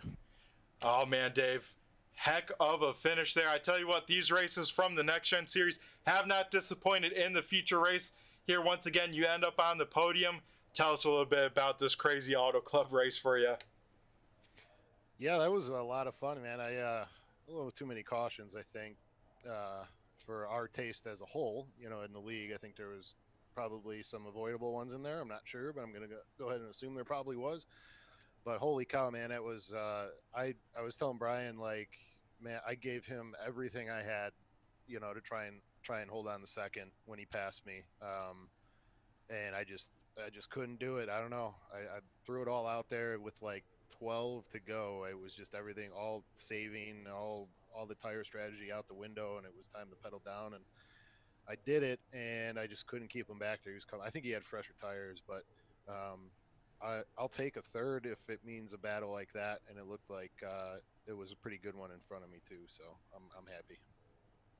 Yeah, about 15 lap newer tires under the 951 machine of Brian Wilderson, so he did have newer tires. But Dave, I tell you what, a heck of a race. You and Wilderson battled, it seemed like, for many laps, like you said, giving it all you got. I thought you guys were battling too hard to ever catch Tanner Talarico, but I tell you what, it was a race there at the end, and especially to that finish line. Tell us what you saw there. Yeah, so like right before Tanner pulled out to almost the second lead, I think it was like 9 tenths or something, and then right before Brian caught me, I realized I was starting to tick off a couple tenths here and there on Tanner. I was like, oh shit, I might actually catch him. I didn't know if Tanner was just kind of maybe taking it easy because there was a big enough gap or whatever, but we were catching him. And then me and Brian got into it, and I was like, then that slowed us down, and then Brian threw this slider on me that I had no idea how he did it. I mean, he cleared me by on my screen it looked like 2-3 car lengths. I don't know how it looked on a broadcast, but he was just way in front of me when he popped up in front of me. I was amazed. But otherwise, I mean, it was we were just using dirt track tactics, I think, to try and stay on the preferred line. And for a minute there, I thought I'd be able to catch Tanner, but then I looked in my mirror and there's a 951, and he's got a fistful of wheel in my mirror. So I did what I could, but it was a well fought place for everybody, I think, up front here. So I'll take it. Yeah, I tell you what, Dave, another podium finish for that 38 machine. A heartbreak last week, but a hard-fought battle this week. And I tell you what, it looks like a win is ever so close from you. What are you thinking here? One of these days, I feel it's got to be close. I mean, I'm having a real good run so far in this new series that we got with this car. And I came into it with no real experience in the car at all, so everything's still kind of a learning curve for me. And the races that I missed week 1, but I don't remember where I finished at Chicago, but I think I did pretty good. And then Phoenix, and then now here, and so I'm pretty excited about what the rest of the season holds. I think there's one in there somewhere, at least one in there somewhere before the end of the season. Hopefully. Yeah, I think so as well, Dave. You've been oh so close so many times, and it's only a matter of time before you get it. So, Dave, before we let you go and celebrate this podium finish, once again, we're going to go hand over the mic to you and thank who you got to thank for this 38 crew. Well, I feel like I'm going to be a broken record because we kind of did the pre-race interview from last week earlier. But, of course, I'm going to thank Turn 3 and Brett the Jet Broadcasting and all the work that Turn 3 has done for us over many years, at least a handful of years now. It feels like Turn 3 and ASRC have been kind of good partners, and those guys are awesome. You guys are awesome, so we really appreciate that. And thanks to Andrew for putting the series together, and thanks to all the guys that show up here every week, and thanks for the good battles from Brian, and throughout the whole field tonight. I feel like there were some pretty good ones up front. So. All righty, Dave. Well, yep, there was a lot of great battles here tonight. You end up with a podium, heck of a job, and we'll catch you on the flip side. Dave, you have yourself a great rest of the night. 10-4. Thanks, Brett. All righty, folks, and now we'll jump down to our runner-up finisher, that being the 951 machine of Brian Wild Wilderson. Brian, do you got a copy? It's Brett the Jet in the booth here. Hey, Brett, how's it going? Oh, pretty good, man. I tell you what, you finally got a finish you deserved, and man, that was intense. I thought you had something for Tanner by the end of it.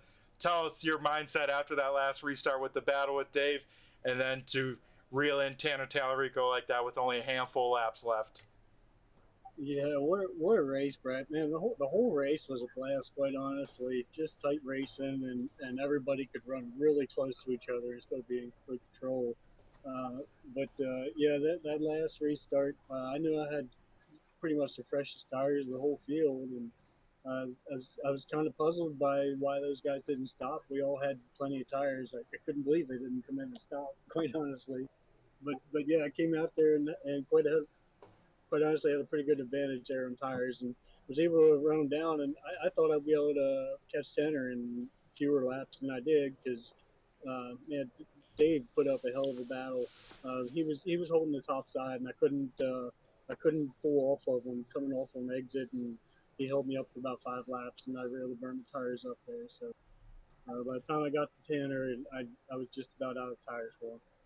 Yeah, I tell you what, you and Dave put on a heck of a battle for second. And Brian, I know you have some dirt experience, but that was a heck of a slide job there you pulled a couple times on Dave. I mean, where did that move come from, and how'd you make that thing stick? Yeah, that's just from running dirt, knowing you can throw it down there, and as long as a track like this is wide enough, you can pull off running a low line and almost pull away with the slide job as long as you can clear that guy on the outside. Yeah, it was a heck of a move. So Brian, using some dirt skills, and then at the end there, with about 3 laps to go, you get within 2/10 of Tanner. You can start smelling the win. I mean, I give it to you. It was no lack of trying from you. I mean, leaving me speechless here with this display you put on tonight. I mean, what was going through your mind in those last couple laps? Tanner was just running right in the groove the whole night. He wasn't leaving the paint basically, and the only way around him was going to be the outside. So I knew about 2 laps to go. I was just going to have to throw it in there on the outside and see what stuck. And I had fresher tires, so I didn't know how much grip beer was going to be, but it was just about throwing it in there and driving it till it started slipping. So. Yeah, and that you did, especially that last corner, Brian. Like I said, it was no lack of trying. You sent it in there till I think you saw God, because I tell you what, you sent it, and no lack of trying there. Yep. I got put off to Tanner though. He was able to hold me off on much newer tires, and that takes a lot of talent to do that. Yeah, it does. And Brian, once again, putting on the skill tonight. You get some luck, able to finish in the podium here. And Brian, before we let you go and celebrate this runner-up finish, I'm going to go hand over the mic to you and thank who you got to thank for this 951 team. Just American Sim Racing Club here. These guys put on a hell of a show every week, and you can always look forward to a good turnout. Awesome. Well, appreciate the shout out, Brian. You have yourself a great rest of the night and keep these good finishes coming. We'll catch you on the flip side. Okay. Alrighty, folks, and we'll head down now to Victory Lane and get to talk to the man of the hour, Tanner Tallarico. Do you got a copy? Brett, what's going on, man? What is up, my man? A little bit of an up and down race from you, Tanner. Tell us a little bit about it from the start. You qualify with quick time, but then get a penalty. What was that for, and how'd that affect your race? Oh, it was a crazy one. Yeah, really good in qualifying. I tried something just a little bit different that I think helped me out a good bit in qualifying. Was able to start up front. That was big. I think the first pit box saved me a lot. The couple times I had to come down pit road. But yeah, there at the start of the race, we took the green flag on the first run and took off, and I got a black flag. The ruling was that I went before the restart zone. With that, per the rule book, that is correct. It's just I think there might have been a bit of issue with the iRacing timing with where the green flags came out tonight. Because when we got the green flag a couple times, it actually came out before or after the restart zone a few times, so not necessarily in the restart zone. So I got the black flag for going before the zone, even though the green flag was waving. But that's totally per the rule book. That's totally fair game. So can't fault race control or anything like that. Andrew was just doing his job, so he was on top of it. So totally fine with that penalty. But then yeah, this car was, I mean, I know this is fixed setup racing. I don't know what I was doing different, but there was a couple times there I felt really, really good. So, but I love California. Really fun track. I'm sure you saw all the different lines and stuff you can run. That definitely helps when you're trying to navigate through the field and work your way back up towards the front. So just a really fun race, and glad to be able to get a win here before I have to take a bit of a break. Yeah, I tell you what, Tanner, talking a little bit about that race, and I mean, very intense racing from the drop of the green flag. Were you expecting that? And man, heck of a battle going through that field. And I tell you what, it had to be some fun but intense racing. Oh yeah, it's crazy. I mean, I was joking around after the race. I was talking with Nick and Dave and Brian and those guys after the race, just talking about the restarts and stuff. And it's they're crazy restarts. These next gen cars are a lot different than the Xfinity cars that we used to run. They tend to like pack up and run in a group for a little bit longer than say like the Xfinity car did, kind of like how a truck does. So restarts are always insane, and then it makes it just that much more crazy when you're on a dynamic track and you can run so many different lanes and actually carry speed in lanes that you normally wouldn't. So restarts are nuts. There's a couple times there, I think at one point we were like 4 wide and I was on the apron and I had to pull the chutes on that one and get out of that situation. And then there's a couple other times I think I might have got into Ron. I haven't had a chance to talk to him either, but we had one restart. We were going through 1 and 2, and I mean I was like right on his door because I think we were almost 5 wide at one point, and me and Ron touched, and it's crazy racing. I'm sure it's super entertaining to watch. It's kind of stressful from the driver's seat, but nonetheless, awesome race, awesome group of guys to race with, and just good time as always. Yeah, I tell you what, going to the end of this race, Tanner, you and Brian Wilderson putting on a show once again. Another great finish, 4 races, 4 great finishes. And where did Brian Wilderson come from in those closing stages? What were you seeing in that rearview mirror as that black number 951 closed on in the closing stages? Flashbacks to Chicago a couple weeks ago. I feel like these next gen cars they don't really fire off necessarily on new tires.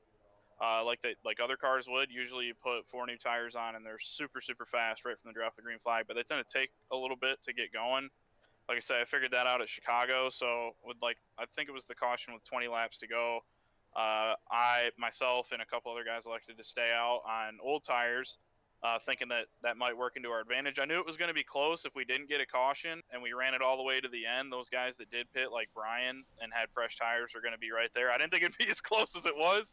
Honestly, I didn't think he'd be able to reel me in that quickly, but like I was telling Brian, all I could really do is just run as smooth as possible and make sure I was hitting the bottom. I told him I was just going to leave the top completely open for him. If he could make something happen up there, more power to him. I wasn't going to be able to block it, but I just wanted to make sure I was hitting the bottom, hit my marks, and try to minimize the time loss the last like 10 laps or so. And glad that I hit my marks well, because if he would have had another lap, he probably would have got me there right at the end. So, but I love racing with Brian. Every time I get to race against Brian, he races me clean and races me fast. So glad we could put on a show.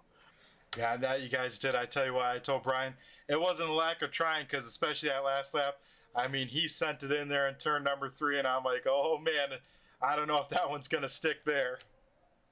Yeah, we were talking about that too. I think it was with 2 laps to go. He drove it in on the high side of 1 and 2, and got up in the marbles, I think, just a little bit. But like I told him, if he would have made that one stick, he would have had me for sure going down the backstretch, because there's a lot of speed on the high side of 1 and 2 if he could hit it just right. Especially with the difference in tires that we had. If I had to guess, I'd say he probably had 10 or 15 lap fresher tires than I did, and I mean, I wouldn't have been able to defend that at that point. So, like I said, I was just going to run the bottom and make sure I was hitting my marks and try to stay as consistent as possible. And if he could make it work, more power to him. But just an awesome race. I really thought there for a second that he was going to make it stick going into 3 on the last lap there. I mean, he did the same thing I would have done in that situation. You just kind of got to put all your cards in and say screw it, and if it sticks, it sticks. If it doesn't, it doesn't. But you'd rather finish second on offense than defense, I guess. So, but awesome finish there. Like I say, I love racing with Brian, and I love Autoclub. It's a fun track to race at, and hopefully we put on a good show. That you did, Tanner. And before we let you go and celebrate down in victory lane, I'm going to go hand over the mic to you, because I know you got a lot of people to thank on this number 1 Chevy Camaro. Yeah, so first and foremost, as you guys can see, we've got the Sunoco colors on the car. For the whole season this time around, that is Jay at Hometown Sunoco in Cutlerville. That's just south of Grand Rapids, Michigan. It's helping me out in the real world on the real car quite a bit this season, so I wanted to give him a little bit of recognition, as well as I'm pretty sure he's kind of an avid sim racing fan. So hopefully he gets to tune into this and watch a replay over the next couple of days or so. So shout out to Jay, the Hormel Food Corporation, Berlin Raceway. I've got a bunch of friends up there and staff and whatnot that like to tune in these races during the week and always give me some cool text messages and feedback and whatnot, a couple days after the race. So hopefully those guys are watching. All the guys that were in the race tonight, I know we had a couple wrecks, but for the most part, the racing was incredible no matter where you were throughout the field. Just testament to the group of guys that we got here in ASRC. You, Brett, for putting this on. One-man show, so I know you're carrying a lot of weight, but you knock this out of the park every single week. So, awesome race. Thank you. And I don't know where we're going next. I'm not sure I'll be at the next couple of ones. I don't think I'll actually be able to race until I think Bristol, so I won't be able to race for about a month or so. So happy to get the win, but be a little bit before I can get back on track. All righty. Well, we'll see some different winners out there then, Tanner, but you get the job done here tonight, so congratulations. And I'm sure we'll see you back in victory lane whenever you decide to show up. Tanner, you have yourself a great rest of the night. Yep. Thanks, Brett. Appreciate all you do. Alrighty, folks. That is the number one machine of Tanner Tallarico down in victory lane. Getting the job done here tonight for race number 4 here at the Auto Club Speedway. Alrighty, folks. We'll run through tonight's race results and get that rocking and rolling for you. Thanks again for everyone tuning on in the YouTube chat lands, all the live viewers, replay viewers. We got Kyle, Annette, and Katrina out there in the YouTube chat lands. Thank you all for leaving a YouTube chat, keeping me busy, keeping me something to talk about. But race results look like the following. Tanner Tallarico in the number 1 Sunoco machine parks it down in victory lane. Brian Wilderson in the 951 brings it home in the runner-up position. Third goes to Dave Payne in the 38 machine. Fourth is Ron the Hitman Hart in the 51. Rounding out the top 5 is Nick Fleury in the 25. Sixth with a great rebound tonight for all the Nate Henry fans in the 59 machine. Seventh is Deontay Hira in the 00. Eighth is Stephen Hoffman in the 23. Ninth is Tim Rogers in the 48. 10th goes to Kyle Lesher in the 41. 11th is the 18 machine of Devin McDonald. 12th is Danny Venezuela in the 04. John DeMeester in the Blue Deuce finishes P number 13. 14th, our spotlight driver here tonight in the 35, not the night he wanted, is Hayden Swank, 1 lap down. 15th goes to Brandon Marlowe in the 37 machine, John Kane in the 9. 16th. 17th is Zach Heiser in the 14. 18th is 18th is Kyle Munson in the 28. 19th is Daryl Larson in the 5. Clay Atwood in the 111 machine. Looking for a solid race tonight. Does not happen, sadly for him. He finishes P20. 21st is Davin Markham, and that rounds out tonight's starting field here for tonight's race at the Auto Club Speedway. Once again, thanks again to everyone. Be sure to tune in to Turn 3 throughout the week. We got a lot of great broadcasts. Be sure to tune in to tomorrow night to catch me out on the track with my fellow racers at the American Sim Racing Club for the Street Stock Scrambler Series. Everyone have a good one. Stay safe, and we'll catch you next Tuesday at 9 p.m. We will see you there. I have been Brett the Jet in the booth from Turn 3 Network, and I just flew by you. Have a good one.